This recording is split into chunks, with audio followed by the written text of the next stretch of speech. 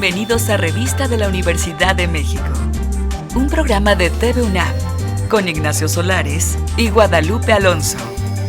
Que lo disfruten. ¿Qué tal? Bienvenidos una vez más a Revista de la Universidad de México. Hoy vamos a tener un programa filosófico literario y está con nosotros Guillermo Fadanelli, quien recientemente publicó la novela El hombre nacido en Danzig. ¿Qué tal, Nacho? ¿Qué tal? Bienvenido, Guillermo. Gracias. ¿Ya es tu casa aquí? Bueno, además entraste en ingeniería civil, ¿verdad? Sí, para desgracia de la UNAM. No, pero hay muchos ingenieros, es impresionante cómo, bueno, ahí sí de golpe pienso en Ibargüengoitia, Leñeros, ahí. Sí, Ingenieros que se convirtieron en ingenieros escritores. que se convirtieron en escritores, tal parece que es una catapulta. sí, sin embargo yo fui un ingeniero mediano, siempre en la ambigüedad absoluta, escribiendo a la hora de las clases de cálculo vectorial, intentando pasar las materias con el menor esfuerzo posible, y a ello y logré mantenerme en ingeniería gracias a un par de bellas mujeres y además a que jugué básquetbol con la selección de los Pumas. Sí, bueno, libro ese tiene que ver con el básquetbol. ¿Podría llamarse básquetbol? Fue un título, yo veo, por supuesto que voy en clara decadencia, porque ahora los títulos me cuestan más trabajo. Antes el título aparecía como una especie de iluminación. Ajá. Y más o menos dejaba satisfechos a todos mis amigos, lectores, etcétera. Hoy este título es un tanto retorcido, difícil, no termina de gustarme, y entre los que primero, entre aquellos que se me ocurrieron al principio estaba básquetbol. Nada más. Concisamente. Pero además resulta que Guillermo es un hombre contradictorio y dice que su epitafio va a decir siempre me equivoqué, ¿no? Pero ¿por qué? Porque lo que realmente le gustaba era el fútbol. Lo que le gustaba era la literatura y entró en la ingeniería civil. Sí. Lo que le gustaba era el fútbol y entró a básquetbol. Y se metió al básquet. Entonces, el libro está plasmado de ese espíritu, ¿eh? Claro. De hecho, la ingeniería me lanza a la literatura, porque estoy más cierto de cuando estoy incómodo que de cuando estoy cómodo. Entonces, bueno, justo acabo de releer una frase de Montaigne que dice: cuando viajo no sé exactamente a dónde voy ni a dónde voy a llegar, pero sé exactamente de dónde quiero huir, ¿no? Sí. Y creo que se podría aplicar, con ingeniería y literatura. Hablando también de esto, tu libro todo el tiempo está tocando el tema de qué es la voluntad, sí, ¿no? Y es un tema que es muy afín a Schopenhauer. Sí, claro. Entonces, tiene que ver con esto, ¿no? De que la voluntad te puede llevar a lugares a donde realmente no has querido ir, o cómo es el pensamiento a través del cual tú unes la voluntad con esta novela. Mira, la voluntad es un término muy complejo, difícil. Sí, de hecho, en la novela está tratado literariamente. Creo que no recuerdo si Marcuse o Marcuse, quien decía que Schopenhauer se había equivocado llamando voluntad de poder a lo que en realidad debería de llamarse energía. Yo lo llamaría impulso ciego, lo que eres incluso no deseándolo. Ajá. Pero me gustaría añadir, y esto es muy importante para mí, que yo no soy de ninguna manera, por supuesto, un filósofo. Enrojezco solo de pensar que José Gaos o Sánchez Vázquez o Luis Villoro, ¿no? Pudieran examinarme y juzgarme, ¿no? Soy un lector, un lector de filosofía. Leo algunos libros, sobre todo los que están bien escritos, porque no todos los filósofos escriben bien. Sí. De Kant, ni su mejor amigo podría decir que escribe bien, ni claramente. y mucho menos de Hegel. Hegel. Pero los leo como novelas. Pero tus novelas tienen mucho que ver con la filosofía y sobre todo esta, Esta. porque hay un diálogo muy abierto con ciertos filósofos. Tiene que ver con la reflexión Sí. y el constante preguntarse y con la duda. Y también con el hecho mismo de que el personaje nunca está en su lugar. O sea, no hay un lugar desde el cual juzgar el mundo. Entonces siempre el personaje se está moviendo, por eso da la impresión de pronto de ser un hombre extravagante o alguien afectado por la demencia. Sí. Bueno, es otro de los temas que has tratado, que está muy latente por ahí. Pero volviendo a lo de los filósofos, me llama la atención cuáles son los filósofos que tocas, Sí. porque dime qué filósofo lees y te diré cómo eres. Por ejemplo, Montaigne, Sí. Schopenhauer, Rousseau, ¿quién otro? Séneca. Séneca. Sí. Sí, esos tienen una virtud, que escriben bien todos. Sí, así es.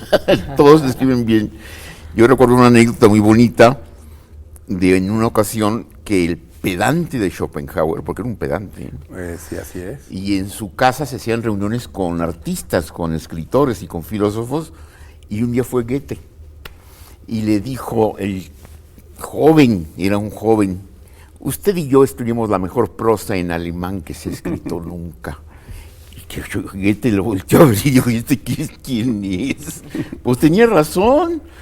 Sí, tenía razón, pero él no pudo ser testigo de su claro. arraigo y de su fuerza. No, fue Y- despreciado. Fue despreciado. En cambio, su madre era una escritora muy famosa, Muy famosa. que vendía miles y miles de libros. Ajá, así es. Y este hombre que escribió un libro bellísimo, El mundo como voluntad y Ajá. representación, pues apenas si logró vender y mover Nada. con trabajo algunos algunos libros. Y cuando dio clases en Berlín, estaba nada menos y nada más que Hegel, que le robaba, por decirlo así. Se lo robaba a Hegel y también la época, a todos sus alumnos. Y justamente la madre de Schopenhauer, como la madre de Montaigne, que tampoco lo quería mucho, decía que era un manirroto, alguien que gastaba demasiado dinero y que no tenía muy claro hacia dónde iba. Pero la madre de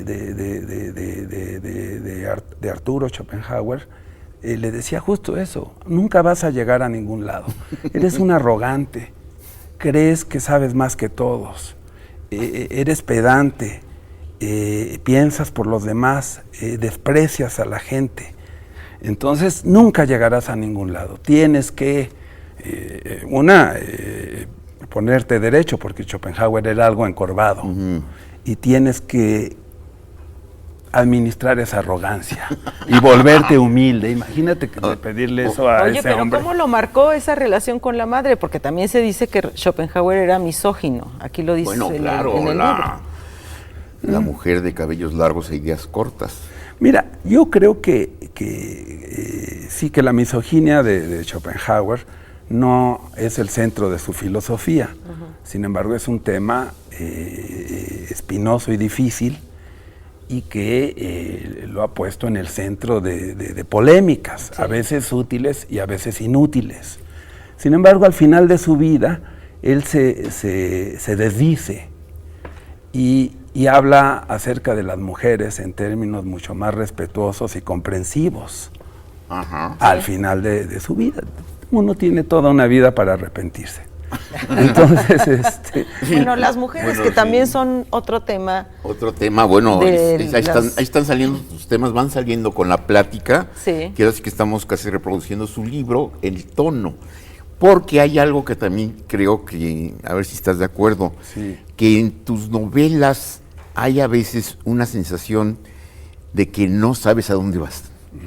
De que estás escribiendo, y me acordé de una frase de Lawrence, el escritor inglés, que decía: llevo 300 páginas de una novela y todavía no sé de qué trata. Sí. Sí. Y tú tienes un poco también, es que eres muy fiel a esa frase, sabes de dónde sales, pero no dónde vas. Y de repente yo tengo la impresión, así como lector tuyo, que te atrapa y de repente, ¡pum!, ya terminaste. O sea, hay como que no hay un plan así muy a fondo, preconcebido. Y digo, hay escritores que simple y sencillamente traducen a lo que ya tenían aquí en la cabeza. Claro. Yo creo que a ti no te pasa eso. No tengo ambiciones formales. Exacto.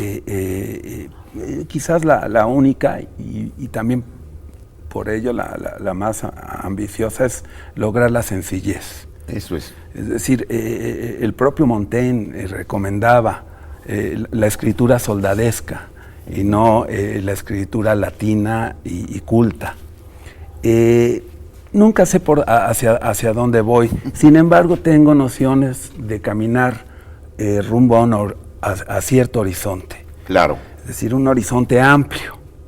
Sé de dónde huyo. Uno huye de sí mismo, o huye de ciertas personas, de ciertas ideas, incluso de la época en la que uno vive. Huyes de ti mismo, huyes de tu época, huyes de los enemigos, digamos, los enemigos que construyes en tu mente y aquellos que son reales. Pero hacia dónde voy, no sé. Voy construyendo en el camino.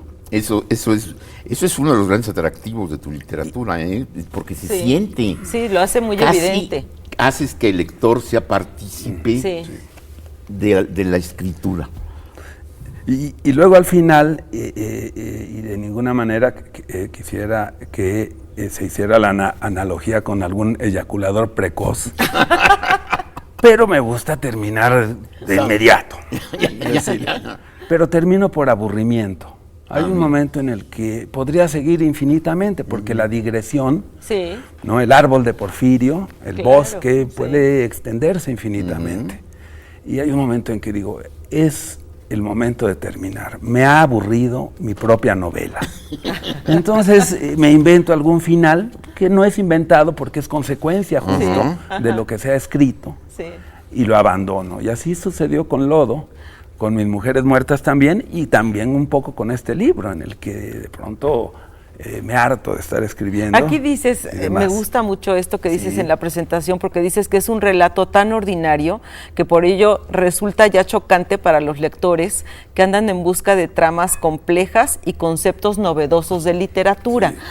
Bueno, tu manejo de la ironía en toda la novela es fantástico, ¿no? Pero esto, pues sí me trae a cuento el hecho de que hay lectores que sí están buscando otras cosas y que piensan que la literatura ya no les resulta tan atractiva, sino que se van más por los bestsellers, por los libros de autoayuda, por libros de otras materias, ¿no? Sí.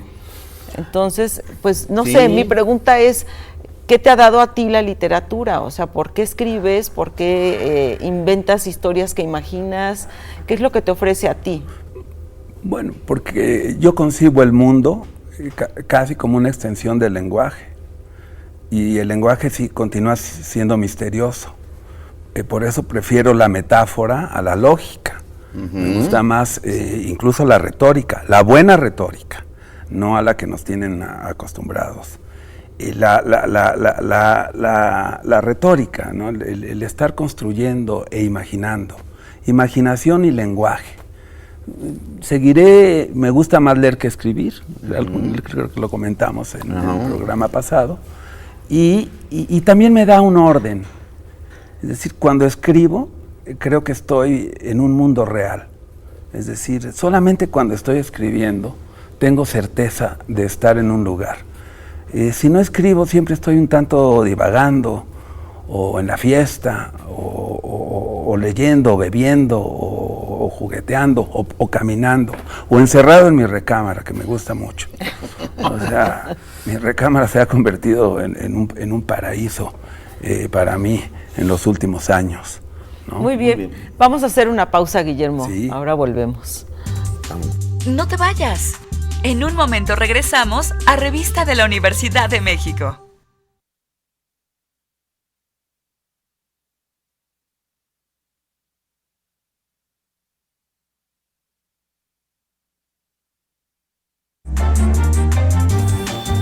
Cuando escribo, creo que estoy en un mundo real. Es decir, solamente cuando estoy escribiendo tengo certeza de estar en un lugar. Bueno, pues continuamos platicando con Guillermo Fadanelli sobre El hombre nacido en Danzig, que es una novela, además, ahorita en el espacio que tuvimos, muy interesante en cuanto a la trama. Sí. Y yo le haría una pregunta muy concreta, porque este hombre que contrata a un detective porque la mujer se le fue, pero ese detective, yo creo que tiene mucho las claves de la novela. Sí, cómo no. A ver, cuéntanos sobre el detective Riquelme. Ese personaje de alguna manera es central. Sí,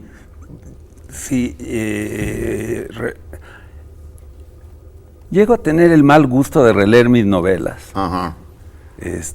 2 veces, un año después de ser publicada. Y ahora que releí la novela para ver qué clase de engendro había yo escrito, me di cuenta que el detective es el personaje central. Claro, es lo que sí. creo. Que es él el que contiene y representa las extravagancias psicológicas del personaje, el miedo al engaño, los celos, la imposibilidad de apropiarse de una mujer, de tenerla, de dominarla. Entonces es un personaje que al final no sabemos si existe o no, o si es solo consecuencia de la elucubración y el miedo del personaje.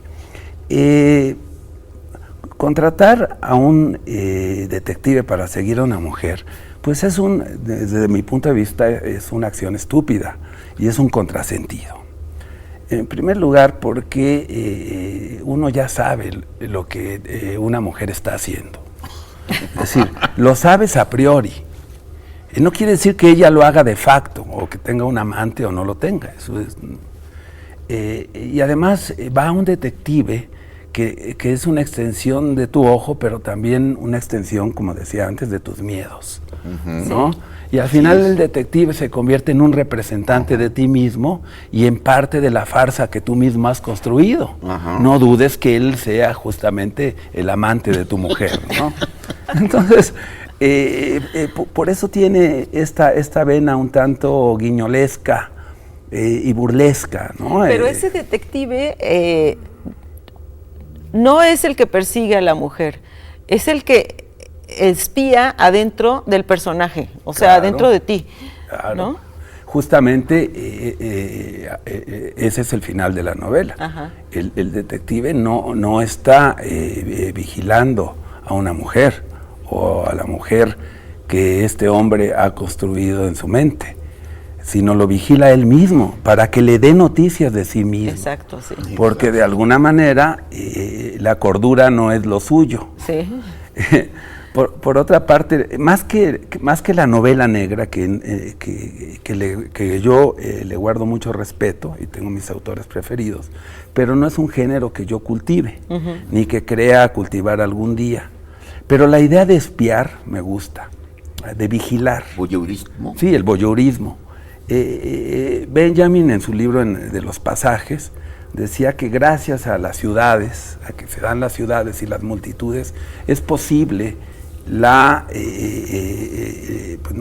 presencia del espía, porque el espía se pierde entre las multitudes. En un pueblo, pues todos son espías de sí mismos. Sí. Nadie puede pasar inadvertido. Sí. Pero en una ciudad tienes el privilegio de pasar inadvertido y también de espiar. Entonces el detective es eso también, un mirón. A mí me gusta mucho la figura del mirón, de aquel que mira, pero no se compromete física, ni éticamente, ni vía una conversación, sino que mira, observa, y del observado construye un relato que es el relato que se hace él mismo acerca del mundo. Bueno, es un poco como funcionan algunos escritores, ¿no? Bueno, claro. Tienen el ojo Sí. muy agudo, saben observar muy bien y empiezan a construir sus historias. Pero también este libro es sobre los celos. Sí. Sí. Hay todos los personajes que aparecen, porque yo invito a un conjunto de filósofos Sí. a la mesa, pero no hablar de sus sistemas filosóficos, ni ideas. No quisiera torturar al lector de novelas, endilgándole allí una tesis, ¿no? Sí. Y hablamos de cosas mundanas. Y me interesó mucho en las biografías que leí acerca de todos estos filósofos, su relación con sus mujeres, sus parejas, sus hermanas, sus madres. Y creo que de todos ellos, el más celoso era Rousseau, ¿no? Sin embargo, era un hombre celoso que vivió con su mujer más allá de 20 años. Incluso se casan 1 o 2 años antes de que Rousseau vaya a morir. Él decía, leyendo las Confesiones, y también un libro muy bello que se llama Frágil Felicidad, de Todorov, que es una breve historia sobre Rousseau, pero de la relación que tenía Rousseau con Teresa. Sí. Y una frase que me impresionó mucho es que Rousseau decía: desde el momento en que yo no soy todo para ella, ella deja de ser algo para mí. ¿No? Fíjate Entonces nomás. estamos hablando allí de un hombre que posesivo, pero también de un gran liberador, fundamento de las teorías de la libertad y de la Revolución Francesa. Sí. Así es. Es decir, el hombre que crea la idea de la voluntad general, ¿no? Que afianza los conceptos sobre el Estado, sobre el ciudadano, y por otro lado, y del hombre libre, por supuesto. Y por otro lado es un magnífico y un celoso tiránico.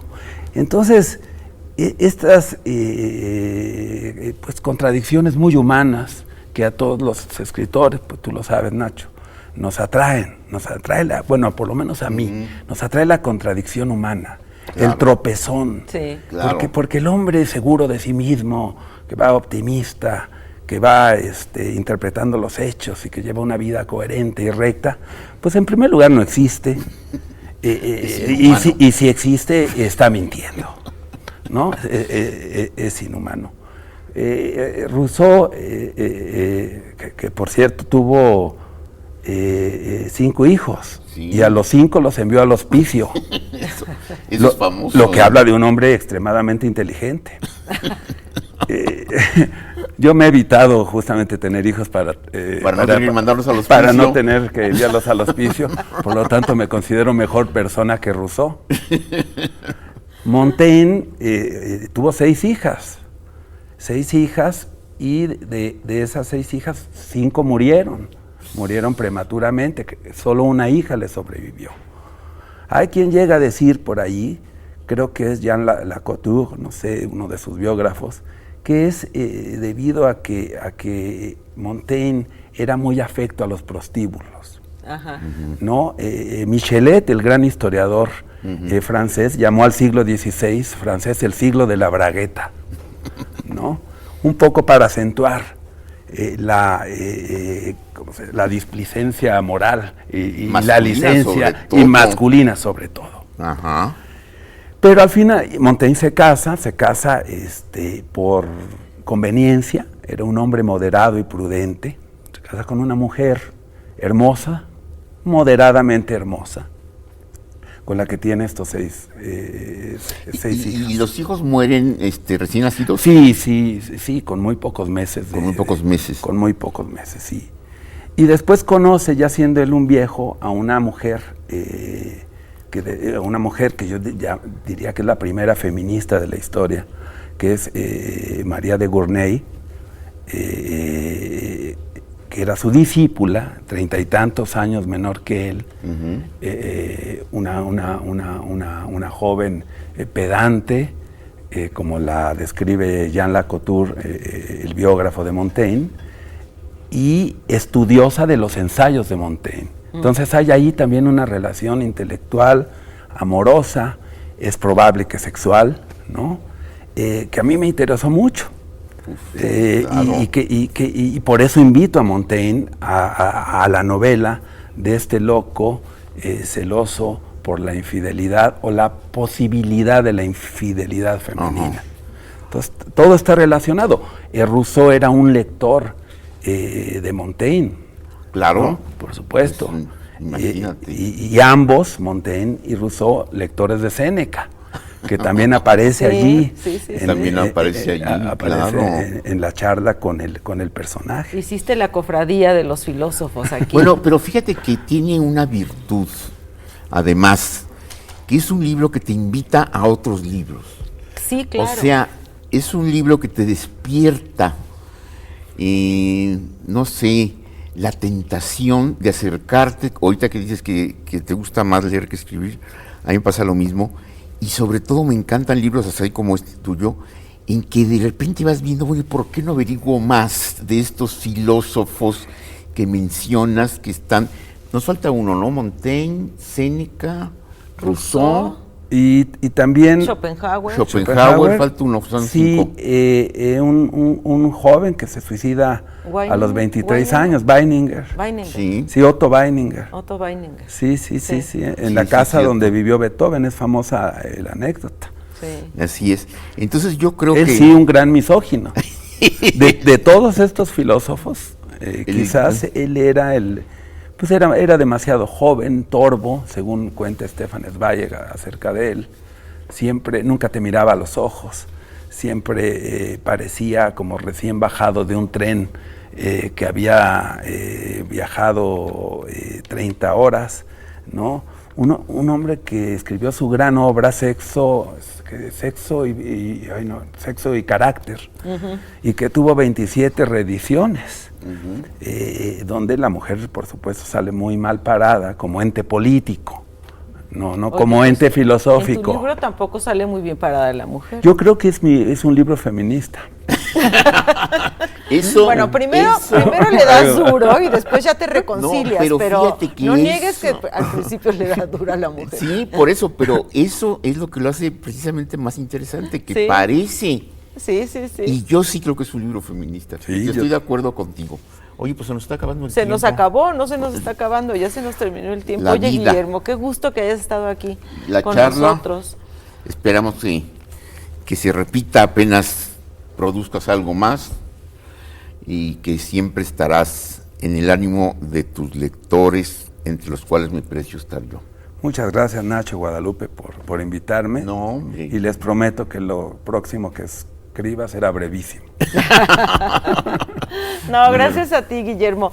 Y bueno, no nos queda más que recomendar esta magnífica novela de Guillermo Fadanelli, El hombre nacido en Danzig, una edición de Almadía, y nos vemos la próxima semana aquí en Revista de la Universidad de México. Tenemos una cita la próxima semana en Revista de la Universidad de México.